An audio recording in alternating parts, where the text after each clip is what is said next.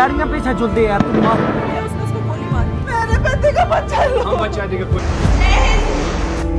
কাশ্মীরের পেহেলগাঁওতে জঙ্গি হামলা ঘটনায় ২৬ জন নিরীহের মৃত্যু আর এই সন্ত্রাসবাদ নির্মূলের লক্ষ্যে তৎপর দেশ।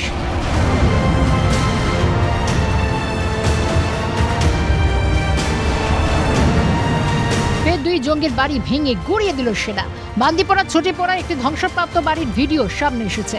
সংবাদ সংস্থা এএনআই সূত্রে খবর, এই বাড়িতে একজন সন্ত্রাসবাদী থাকতো। জঙ্গির বাড়ি ধ্বংস করা হয়েছে সোপিয়ানের জওয়ানাপোড়াতেও। আদনান শফি নামে একজন সক্রিয় জঙ্গির বাড়ি উড়িয়ে দেওয়া হচ্ছে। এই আদনান শফি ১ বছর আগে জঙ্গি সংগঠনে যোগ দিয়েছিল বলেও খবর। এই নিয়ে ৩ দিনে ওড়ানো হলো ৯ জন জঙ্গির বাড়ি। জঙ্গি হামলার পর কাশ্মীর জুড়ে ব্যাপক তল্লাশি অভিযান শুরু করেছে সেনাবাহিনী এবং জম্মু কাশ্মীর পুলিশ। পেহেলগাঁওতে সন্ত্রাসী হামলার সঙ্গে জড়িত থাকার অভিযোগে নিরাপত্তা বাহিনী কমপক্ষে ১৭৫ জনকে আটক করেছে বলে সূত্রের খবর। বিভিন্ন স্থানে অসংখ্য অভিযান চালানো হয়েছে।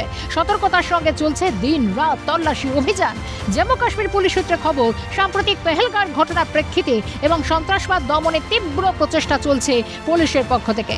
পুলিশ, সেনাবাহিনী, সিআরপিএফ এবং অন্যান্য নিরাপত্তা বাহিনীর সহযোগিতায় জেলা জুড়ে ব্যাপক অনুসন্ধান এবং ঘেরাও অভিযান শুরু হয়েছে।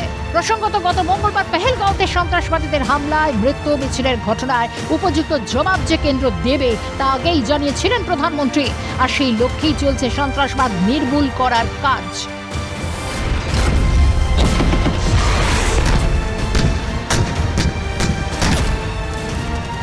ক্যালকাটা নিউজ।